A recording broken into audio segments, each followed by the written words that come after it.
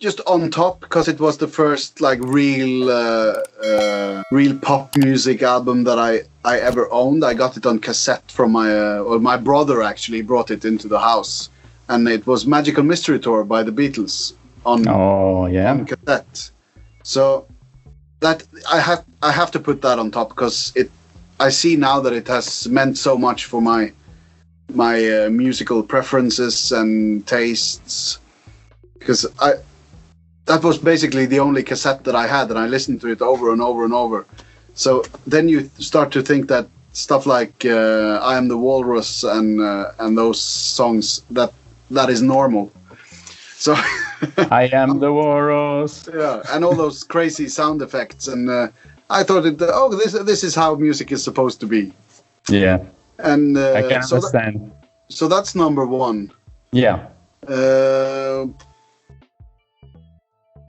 And in no particular order.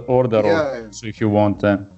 Actually, and one of the next albums that I got that meant a lot and that I listened extremely many times to was Live After Death with Iron Maiden.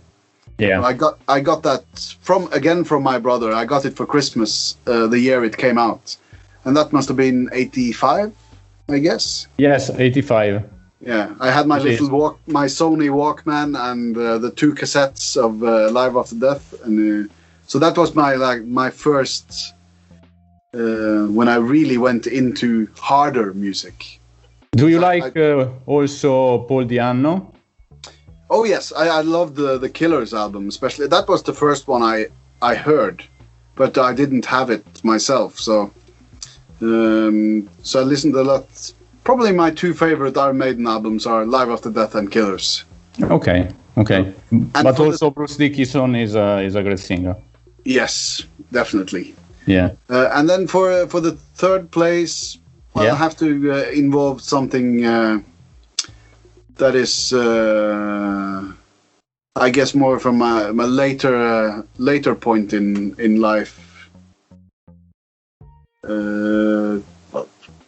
Why not just Led Zeppelin 4? It's why not? It's a fantastic album. Let's face it. It is.